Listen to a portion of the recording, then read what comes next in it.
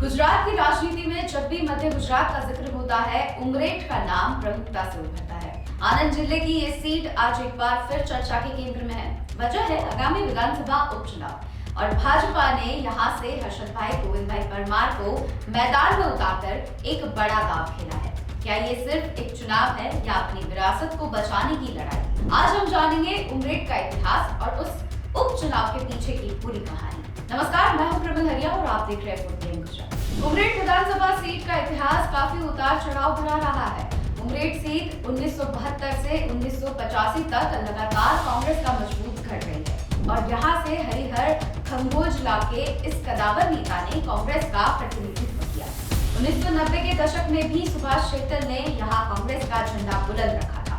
उमरेठ की राजनीति में जयंत पटेल यानी कि बॉस्की एक ऐसा नाम है जिसे नजरअंदाज नहीं किया जा सकता। 2012 में उन्होंने एनसीपी के टिकट पर चुनाव जीता और भाजपा कांग्रेस दोनों के समीकरण बिगाड़ दिए। 2017 से 2022 में भी उन्होंने भाजपा को कड़ी से कड़ी टक्कर दी।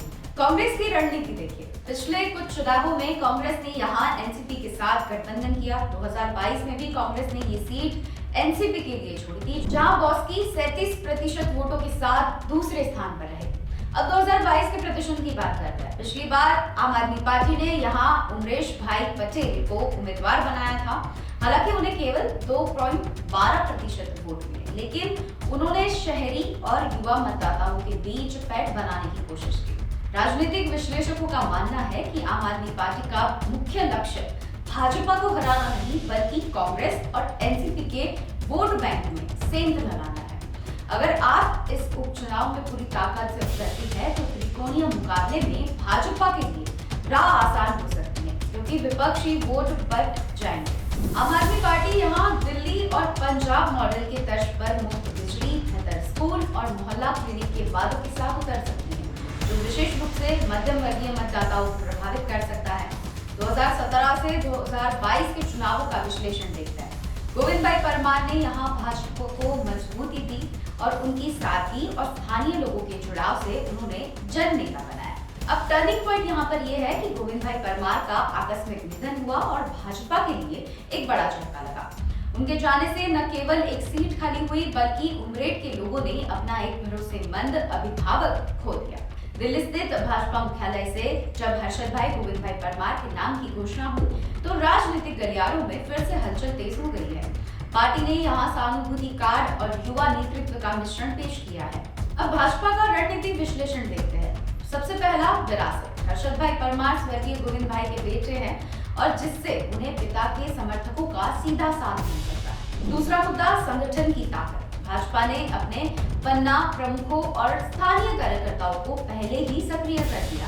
तीसरा मुद्दा, जातीय समीकरण। उमरेठ में क्षत्रिय और ओबीसी मतदाताओं की निर्णायक भूमिका है और हर्षद का चेहरा इन समीकरणों में सबसे फिट बैठता है। लेकिन क्या राह इतनी आसान है? राजनीति में सहानुभूति हमेशा जीत की गारंटी नहीं होती। विपक्ष भी यहाँ कड़ी घेराबंदी कर रहा है। अब विपक्ष का रुख देखते हैं। कांग्रेस और अन्य दल यहाँ बेरोजगारी, स्थानीय बुनियादी ढांचे और महंगाई जैसे मुद्दों को उठा रहे हैं। विश्लेषकों का मानना है कि यदि विपक्ष एक मजबूत स्थानीय चेहरा उतारता है तो मुकाबला त्रिकोणीय या बेहद करीबी हो सकता है। स्थानीय मुद्दों पर नजर करते हैं। किसानों की समस्याएं, सिंचाई और उमरेठ के छोटे उद्योगों का विकास इस चुनाव के मुख्य मुद्दे रहने वाले हैं। उमरेठ की कहानी केवल भाजपा की जीत या हार तक सीमित नहीं है। ये सीट गवा रही है कि कांग्रेस के सुनहरे दौर की और जयंत पटेल, बॉस्की जैसे नेताओं के व्यक्तिगत दबदबे की। जहां 2017 में भाजपा और कांग्रेस के बीच जीत का अंतर मात्र 1800 वोट का था, वहीं 2022 में भाजपा ने अपनी बढ़त से 26,000 पार कर दिया। इस उपचुनाव में कांग्रेस के सामने सबसे बड़ी चुनौती ये है कि क्या वे अपने पुराने खोए हुए जनाधार को वापस पा सकती है। वहीं आम आदमी पार्टी के लिए ये अपनी मौजूदगी दर्ज कराने का एक और मौका है। क्या विपक्षी दल एकजुट होकर भाजपा के इस सहानुभूति कार्ड का मुकाबला करेंगे या फिर बिखरा हुआ विपक्ष हर्षद परमार की राह और आसान करेगा?